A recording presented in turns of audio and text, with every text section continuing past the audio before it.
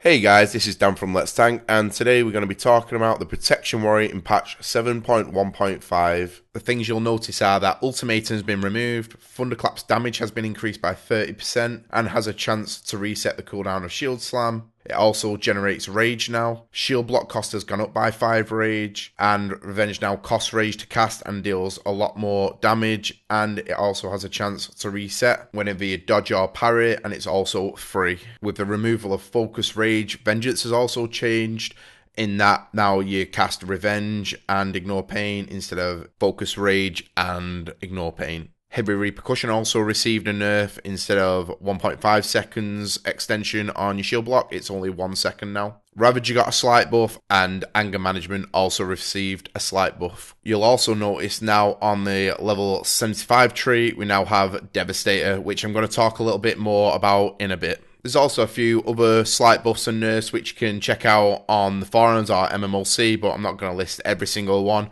only the really important ones. So with all these buffs and nerfs, is Vengeance still a viable talent to take? The short answer to this is yes, it is still very strong. It's not as strong as it was, obviously because Focus Rage was off the GCD and Revenge is on the GCD. So that is a bit of a nerf in that respect, but the still same talent of Vengeance and Indomitable is still very viable. However, we now have this talent called Devastator, and Devastator is an extremely strong talent if you do it correctly. So what is Devastator? What Devastator does is it's going to put your Devastate and incorporate into your auto attack. It also makes your auto attack generate 5 rage and have a 30% chance to reset the cooldown on Shield Slam. So why is Devastator such a strong talent? The reason for this is the amount of damage it lets us put out, as well as the amount of Ignore Pains we can actually cast because of the amount of rage we're generating through the Shield Slam procs. So a typical Devastator build would be something like Warbringer or Shockwave, Inspiring Presence, Avatar, Bounding Stride or Crackling Thunder, Devastator, Booming Voice and Heavy Repercussions. And what's really good about this build is we can decide whether to pop our Avatar and Booming Voice for AoE packs or single target, and either way you're still going to be doing a ridiculous amount of damage.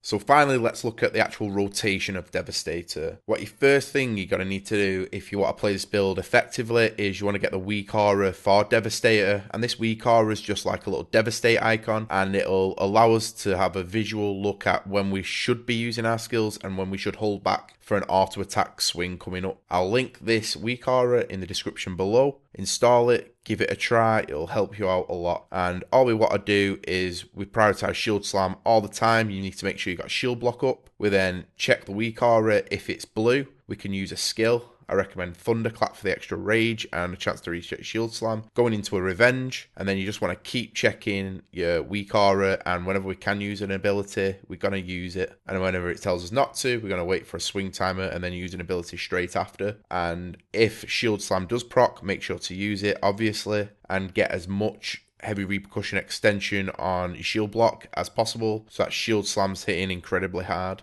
Okay, so now let's have a look at the other spec that Protection Warriors can go. This is the Indom Vengeance spec, and I recommend this if you're on a fight, say like Odin, where you need a really large health pool to take the spears, or you're just not playing Devastator too great and you just want to play something a little bit easier and something you're more used to. So the talents I take for this spec is Shockwave or Warbringer, Inspiring Presence. I prefer Renewed Fury, but Avatar's also viable. Bounding Stride or Crackling Thunder, Indom, Vengeance and Heavy Repercussions, but some players choose Anger Management, especially if you've got the legendary belt. And like Devastator, there's a really good WeakAura for this. I'll also link that in the description box down below, and all this will do, it'll tell you when you can cast or when the optimal time to cast your Ignore Pain is and when to cast Revenge. Just under that, I'll also link a little priority list for your abilities and when to cast certain abilities, because it's pretty complex and I'm not going to talk about it because I'll just end up tongue twisting myself, and it's a mega pain in the ass just to go over it because it can get quite complex. So I'll just have that written up down below and you can have a little read of it. So when do we want to take each build? Personally, for the most part, I would take Devastator for most content like Mythic Plus,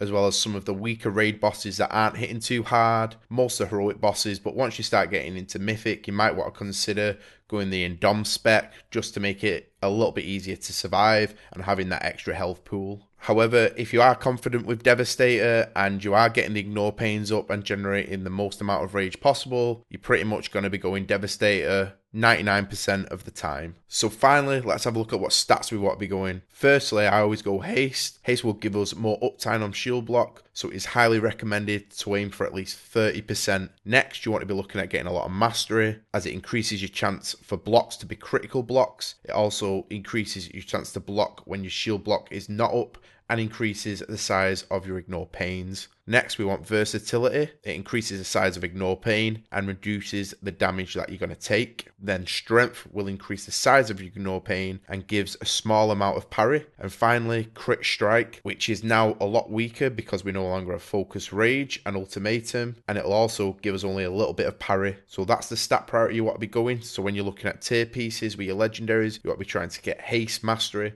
or haste verse or a lot of mastery when possible. Anyway guys, that's pretty much the end of the guide. If you have any questions, feel free to comment down below. Thanks for watching, and I'll catch you on my next video.